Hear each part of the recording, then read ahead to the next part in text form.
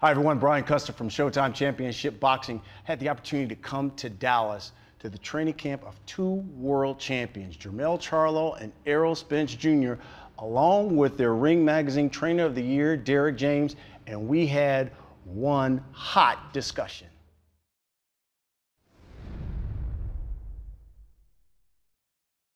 Jermell, 2 years ago, you made the decision to join this camp. Tell me, how has Derrick James made you a better fighter than the day you came in here 2 years ago? You know, it's a new city, new place, new everything, you know, new ring, new everything.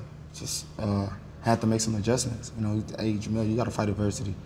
You got to have to dig deep into yourself. How much do you really love this? And that's when I got to myself and said, you know what, I'm ready to do this. I'm ready to make that transition, and here I am today. Errol, when Derrick came to you and said, you know, I'm thinking about bringing Jermell in, what were your thoughts? You had one-on-one training for a long time. Was there any hesitancy, like, hey, coach, you know, I don't know about that? Well, at first, Jermell had told me, he had asked me, he was like, man, I want to train with Derrick. And I was like, you know, come on. Like, me and Jermell been knowing each other since the amateurs. So we basically grew up together. So I was like, yeah, come on, man. Sometimes it gets boring. You get boring training by yourself in the gym by yourself all the time. You're doing strength conditioning by yourself all the time, and it's just you. So now I got another world-class athlete who's also been my longtime friend. So, I mean, it's better now. He go through the pain with me, so it's cool. So, Derrick, watching these guys train, watching these guys spar, it's high-level stuff. What exactly are you trying to get out of each one of them when they're in camp together and when they're sparring together? The best. I mean, I look for perfection. I look for them to not make mistakes. I look for them to be able to capitalize on the other guy's mistake. I look for them hand position, eye position, everything. So I'm watching everything from the feet to, I mean, the jab they throw, everything. I never can count the rounds. He gets a little upset with me, Errol does, because he's like, but the action is so high and so good that you kind of get lost in it because it's so good. I mean, and so you got to get over that. Yeah. How would you, Errol, describe sparring sessions with Jermell Charlo? I mean, it's top level. I mean, like I say, iron sharpens iron. I mean, it's the best sparring I can get. You got another, you know, top level elite athlete that's also a world champion. And just getting that work, man, is awesome, man. It's the best work you can get. You don't get a lot of boxers sparring another top level athlete and just going tick for tack. And actually, y'all friends with each other, so y'all working on things too. But it gets real competitive, especially, you know, when somebody get hit hard, or, you know, at first we going light, and then somebody get cracked with something. It's like, oh, all right. So it's on now. Yeah, it's on now. So. That's good. Jermell, so it wasn't like you were sparring in the past with some stiffs. I mean, you were sparring with your brother. You were sparring with Landy Lara. How is it different training and sparring with Errol Spence? Well, see, the level of competition has always been there, yeah. But now it's almost like I'm in a real doghouse. Like, I feel like this is not a spa. This ring, this gym, the intent. Like, I used to come to camp just saying, okay, I'll come to camp and get in shape. Nah, that's not the way to do it here. I realized that you cannot come sparring and training with Derrick James halfway in shape. You literally got to be in tip-top shape. So year round, I'm trying to be in shape because he don't stop training, he don't stop sparring, he go all the way through. So now I'm to that level where I already understand that, I see what's going on, and like he says, it's when we get closer to the fight, you get closer to our focus there, our mind is there. It's no games, you know, and it's 100. It's like the best thing that we can get for each other. Errol, what have you think you've done to make Jermell Charlo a better fighter now that you guys have been training and sparring together? And conversely, what do you think he's done to help you to make you a better fighter? Basically, I mean, it's really, you know, keeping each other sharp. I mean, you know, we train hard, we stay focused in the gym because we know Monday, Wednesday, and Saturday we're gonna have to spar each other. So it's like, man, I better stay sharp. I better keep working, keep running, keep doing everything at the top level, because, you know, Monday, Wednesday, you know, Saturday or Thursday, you know, we're gonna have to spar each other, and everything's gonna come to light if you haven't been working or you haven't been doing what you're supposed to do. So it just keeps you on your toes, keep you sharp, keep your tools, you know, on point. So, Derrick, how has Errol improved working with Jermell, and how have you seen Jermell improve working with Errol? I think that, first of all, is both of their focus. Not that Errol's not more focused sparring with the other guy, heavier guy, Adrian Taylor. I think that, but with him sparring with Jermell, everything has to be perfect. From the punches you throw to snapping it out and getting it back because Jermell's counter-punching, to Jermell doing the exact same thing, throwing a punch if it's getting too wide or getting too long. I'm gonna let him know, make sure you block it or set back up to be ready to counter and throw another shot. So they both keep each other on their toes because of the high level and the high intensity of the work. I mean, and they're both striving for perfection. So what you see is two guys striving for perfection and doing just about everything right. You've been very vociferous about wanting the big names in welterweight. You've called out Shawn Porter, you've called out Danny Garcia's, you've called them all out. Are you surprised none of them have called you out? You know, someone's always calling me out when they already have a fight lined up. I mean, when they have nothing to do or after a fight, you know, no one calls me out and asks and says, you know, I want to fight Errol Spence Jr. next. So, you know, it's not surprising. I mean, it's kind of flattering because that means that, you know, what I've been doing in the ring, you know, they've seen that I've been, you know, performing at a high level, you know, giving, you know, terrific performances, and that means a lot that they're not calling me out, because that means I've been doing my thing. Because if they was calling me out, or everybody wants to fight me, that means I've been looking bad, I've been taking punishment, and everybody want a piece of me. So it's kind of a gift and a curse that they're not calling me out. I really love the shirts that Derrick has on that your camp has kind of come up with, Charlo Spence unifying the division in 2018. Are you confident you can unify the division and have 2 belts by the end of 2018? I mean, I'm more confident in just becoming an undisputed champion, not just 2 belts. I feel like I can get all of them. We definitely can have it done by this year. Same as with Errol. You know, we all trying to get the titles. Right now, Errol is on a massive path. I'm on a super massive path as well. I'm trying to go unify the division. So I'm gonna take that chance and take that risk. I'm gonna do what I can. Jerry Hurd is not, he beat one of the best fighters at our weight. I wanted to fight with Jerry Hurd before he even fought Errol Spence. So it's kind of like, y'all hearing it? I've been saying I wanted that fight. That doesn't change. Errol Spence could have won a fight, and I still would have did the same thing. So I have a goal, and that's what keeps me hungry in the sport. The world titles are there, the bank is there. So all we got to do is just continue to train hard, listen to our coach, and stay grounded. You know, Jarrett Hurd is the unified champ at 154. In your opinion, who's the best fighter at 154? I'm the best fighter at 154, hands down. I come with everything, the full package. They'll see that by the end of this year, the world of boxing will know the Charlos could domain in any one of the weight classes around light middleweight and middleweight. Errol, I want you to be objective. Best welterweight right now at 147. I mean, I'm the best welterweight at 147. I mean, I'm calling out the top guys. You know, I'm the one who went overseas and took the belt from, you know, arguably at that time he was the best welterweight in the division. That was Kell Brook. I mean, he had beat Shawn Porter and came overseas and beat him. So, I mean, I feel like I'm the best welterweight in the division. I feel like I dethroned, you know, Kell Brook. You know, wouldn't anybody who wants to step up, I'm willing to fight them, whether they don't have a belt or they do have a belt. You know, if they're a top 5 opponent, you know, I'm willing to prove that I'm the best because I'm willing to rule with an iron fist. Are you confident that you can unify titles by the end of the year? I don't know about unifying because, you know, Danny Garcia and Shawn Porter still have to fight each other, and Keith Thurman, he's out, and Terrence Crawford being across the street, you know, so I can't promise that it's going to happen this year, but it's going to happen next year. You can give a unique perspective. At 154, at 147, where do you see those guys? Where do they rank? I think, from my perspective, I think they're the best, even though, I mean, it's like they're my guys, so what else should I say? Right.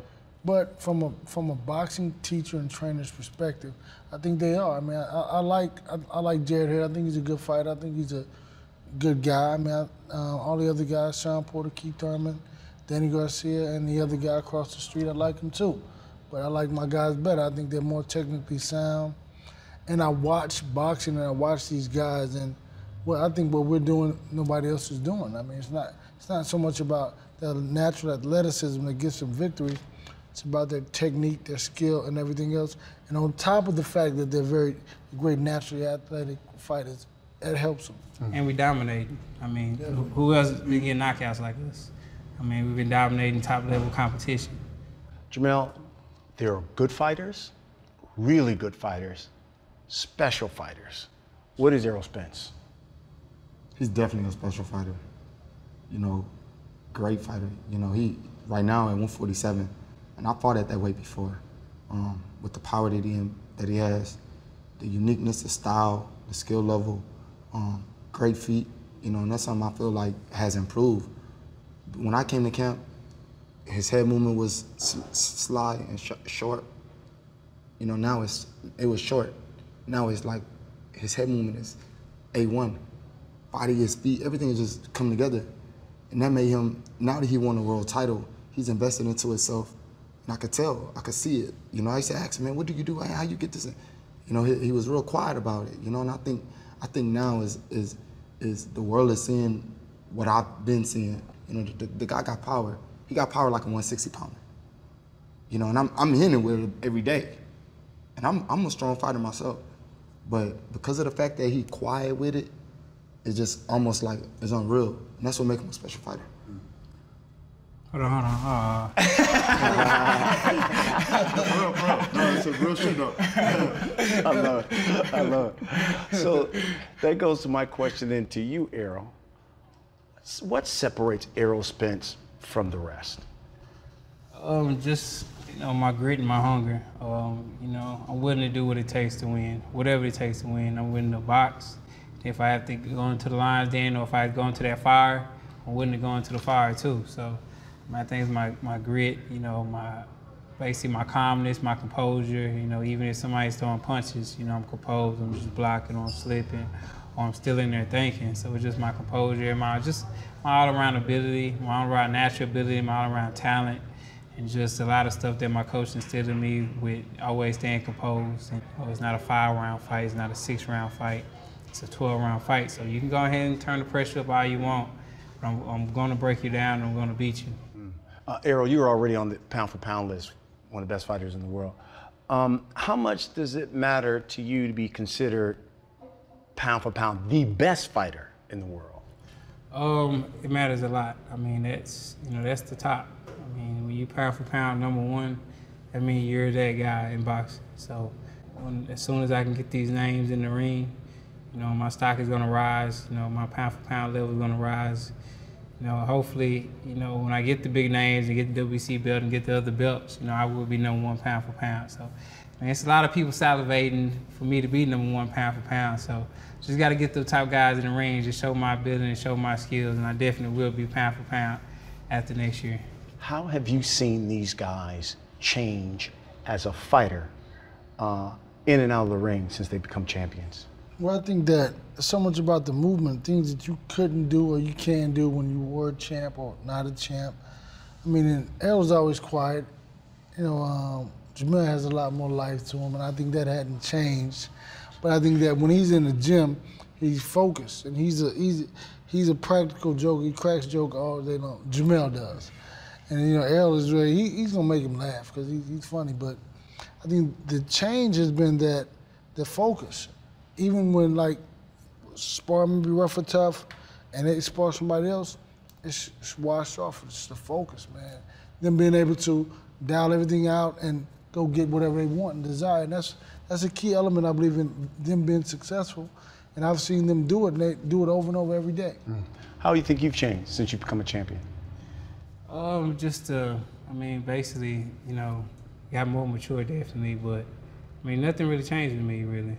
I tasted, you know, success and, you know, tasted that, so I basically want more. I mean, it made me hungrier, it made me want it more, and I, you know, realized, you know, what my goal is in plain sight, and it's right there.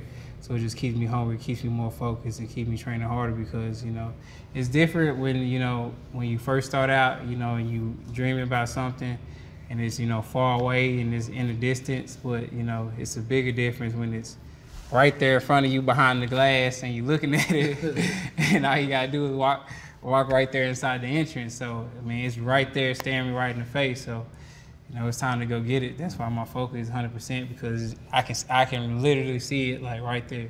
Jermell, how do you think you've changed since you've become a champion? Well, you know, I've been more vocal. You know, we get a lot of doubt, a lot of hate. I'm a twin, you know, so being that I'm a twin, they just, which one is always better? Who's the better fighter? Who's this and that?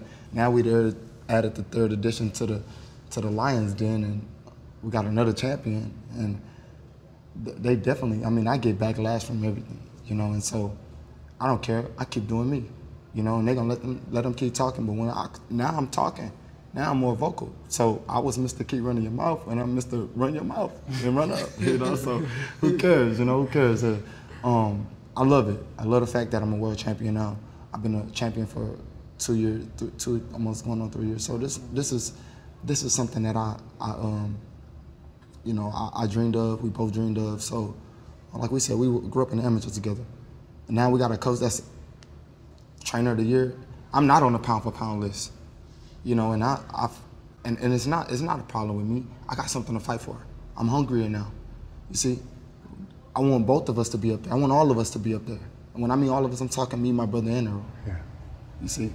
My last question for you, Derrick, is have we seen the best of these guys? How much more improvement can these guys make in the ring? Well, I think that we haven't seen the best. We haven't even touched the surface, really, because it's not that they need to get any better.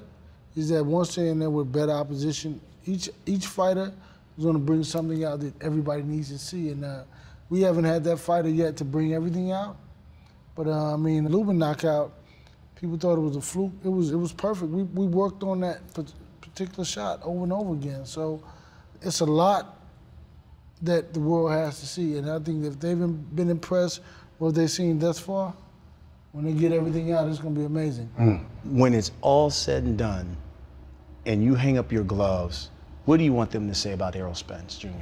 I want them to say, you know, of course, you know, I was a great fighter, awesome fighter, special fighter, but I want them to also say he always put his heart and soul into it. You know, he fought the best. He never ducked any opposition. You know, he was a class act.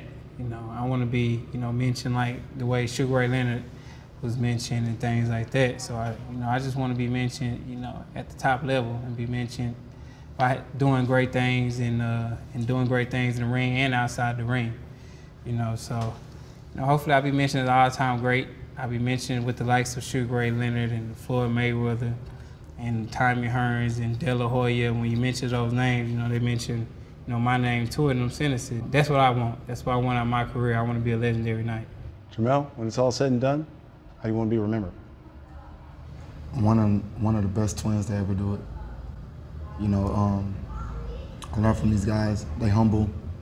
Sometimes being humble is not a bad thing, but being excited and happy and confident. And I think that's what, you know, you're gonna get from the twins from now on. We love where we come from and we love what we've been through. And, you know, legendary twins. I made history before, so now it's just about keeping the legacy clean. Both of you guys, Texas tough. Oh, Appreciate it. Yeah. Texas something different, man. Texas strong. It's heat. Yeah. I've seen it when we spar. I mean, it's something different. It's humid, it's hot, and that's where you get that grittiness from, man. You got to fight against the element too. You're not only fighting against your opponent, you're fighting against, you know, the elements. It's humid, it's hot. You get that grittiness when you come out here. That's why they say a lot of Texas fighters are tough. Yeah. Right. I appreciate it. Thank you for your time. Thank you.